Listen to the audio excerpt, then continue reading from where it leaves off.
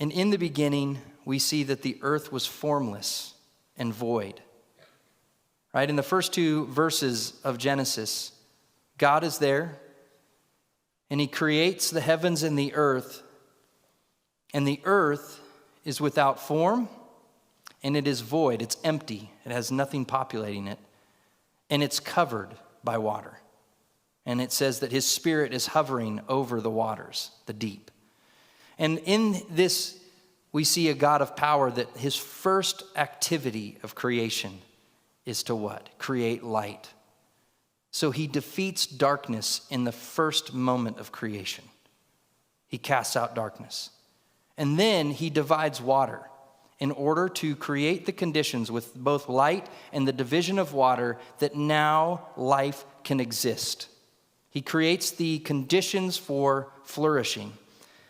And so the provision of divine light contains the darkness, and it creates the most basic condition necessary for God's plan of flourishing on earth. And so we see a God of power, that he can see all this, and he can create all this, and he can do it in just a few words by speaking. That's power. We also see a God that is intentional, right? We see a God not only that is powerful, but he has a plan. Because notice, it's formless and void. It doesn't have form and it is empty. And when he begins to create, he fixes that. He solves that problem. He gives it form and he populates it, right? We see 6 days of creation.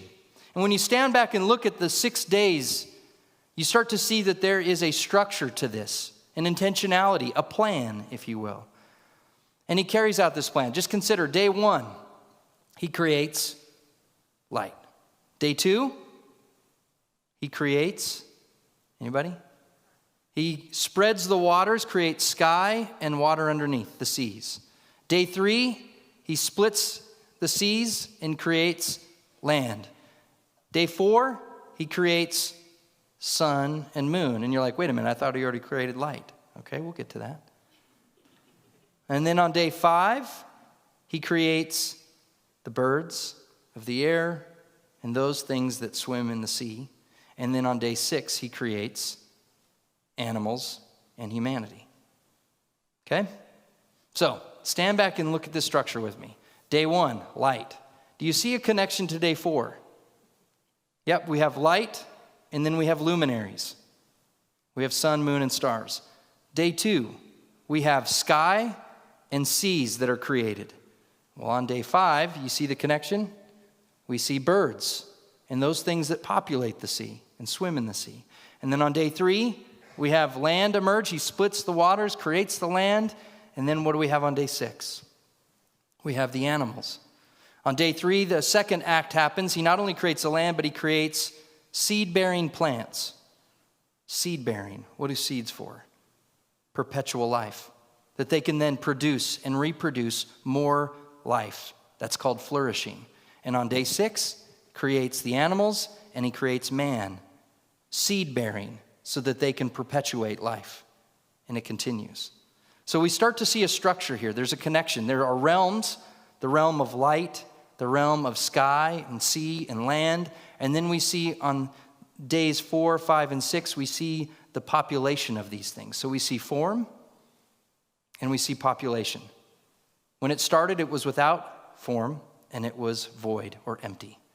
But what God does through creation is he starts to give it structure and he starts to give it life and fill it with life. And so we start to see that there's an intentional structure. There's a sense of authority and a way things are going to go.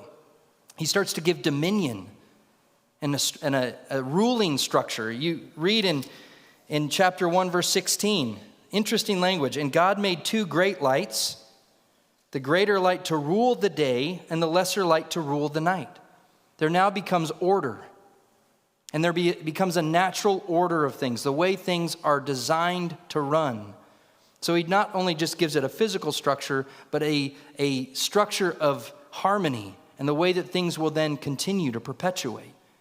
And he gives the greater light and the lesser light to rule the night and the day. And then we see on day 6, he gives humanity.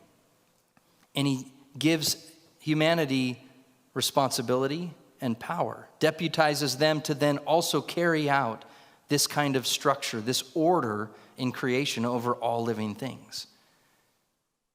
And we start to consider, okay, well, how can he do that? He creates this. He's got the power to do it. He looks at the structure, and then he begins to assess that it is very good. It's very good, he says. He likes what he sees. Why? Because it's exactly as he planned it.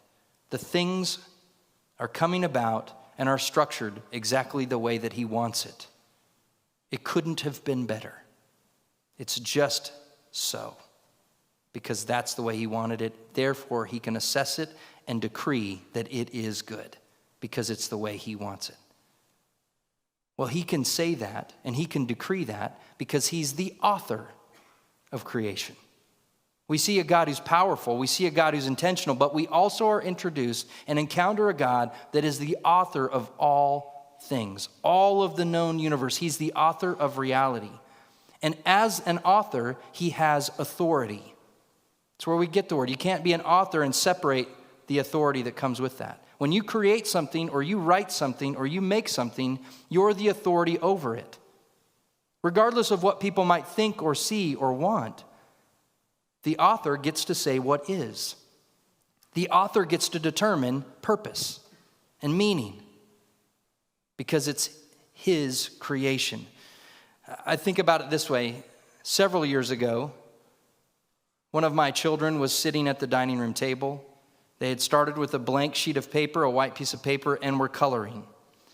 And they're coloring, and then they're so excited, and I don't want to out any of them because they're all sitting right there, so they don't know, and they're trying to think which one of us was it.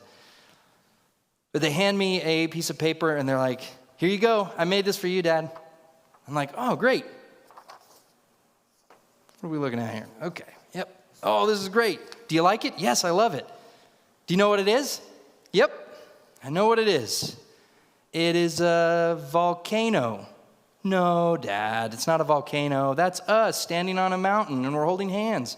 "Yes, of course that's what it is." See, in that moment, as much as I might think, no, this is definitely a volcano.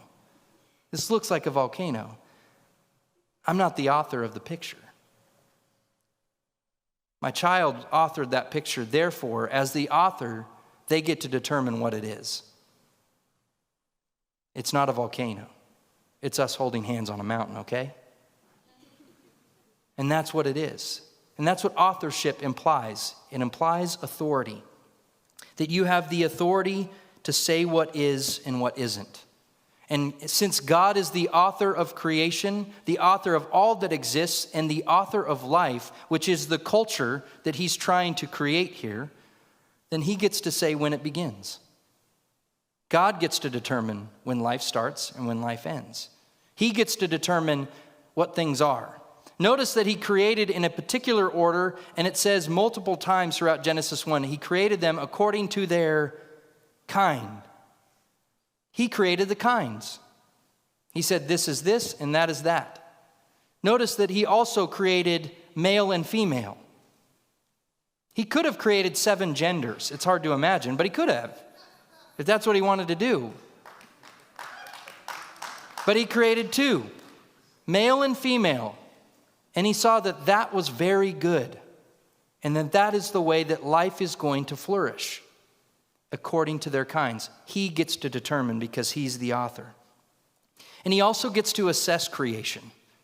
Notice this passage has him stand back, look at all that he has created, and he assesses it and decrees that it is very good because it's according to his plan. But the fact that he can stand there and determine if it's good or not good, or if it's good or very good, that implies something.